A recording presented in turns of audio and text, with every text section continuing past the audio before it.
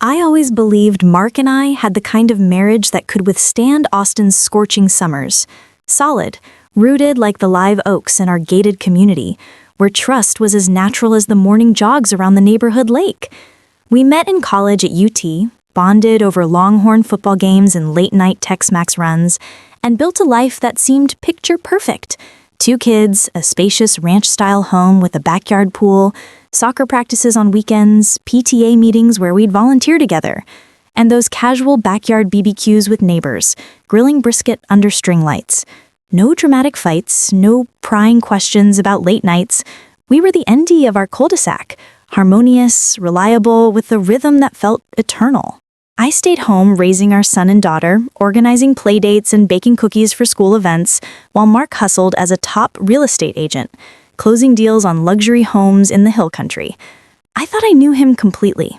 Every crinkle in his smile when he scored a big commission, every pause in his storytelling over dinner, every way he stirred his iced tea with extra lemon. But as I'd painfully discover, even the most manicured lawns can hide weeds choking the roots. That sweltering Friday began ordinarily enough.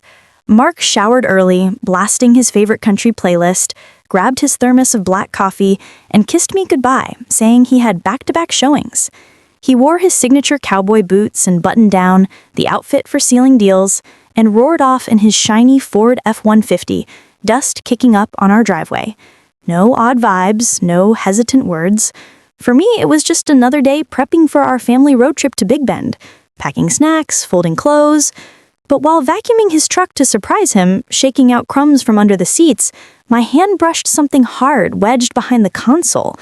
Pulling it out, I stared at a cheap burner phone, the kind from a gas station, vibrating silently.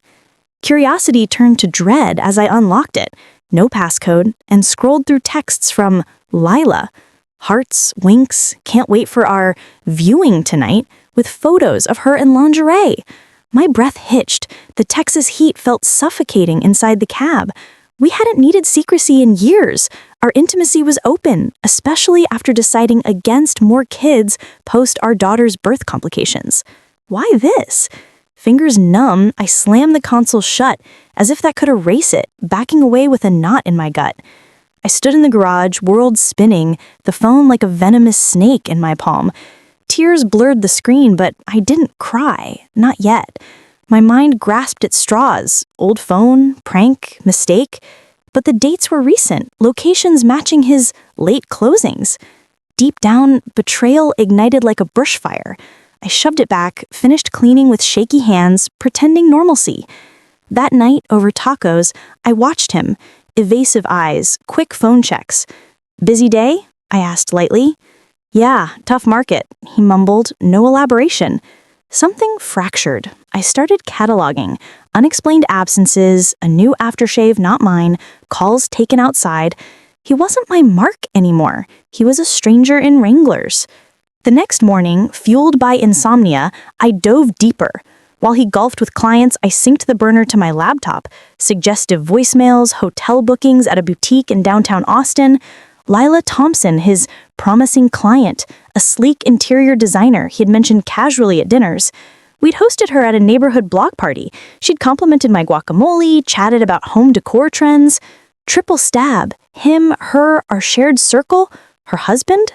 Quick LinkedIn search. Ethan Thompson, local musician, guitarist in an indie band. Fatherly profile pic with their kids at Zilker Park.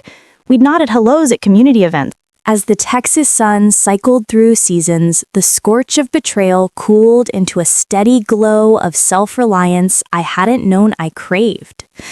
I immersed in routines.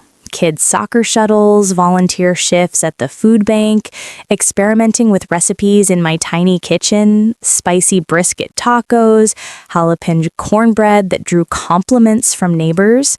The community noticed my shift.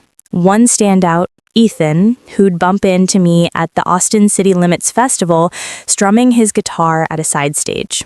We'd nod over craft beers, chatting music, kids, life's twists without delving deep. His warm smile, lined from stage lights and single parenting, made conversations easy, like strumming familiar chords. At first, it was platonic. festival tips, playlist shares. But as scars faded, talks lengthened. Wandering into Zilker Park picnics where we'd unpack lunches and unspoken pains. He shared his band's ups and downs, raising twins alone post-divorce. I vented PTA dramas, my budding food ideas. No rush, just genuine listening that rebuilt my walls brick by brick. One balmy evening, post-set at a dive bar, Ethan lingered outside with 2 Shiner Box. Walk to clear the smoke, he suggested. We strolled Ladybird Lake Trail, city lights reflecting like scattered stars. There, amid fireflies, he grasped my hand softly. No demands, just comfort. Your strength, Rachel. It's a song worth singing. Throat tight. First untainted touch. We eased in. Coffee meetups to food truck hops where I'd critique flavors, him humming tunes. Trust bloomed naturally, fed by openness.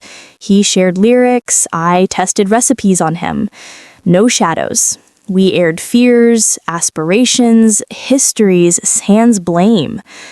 He praised my endurance, not letting venom poison.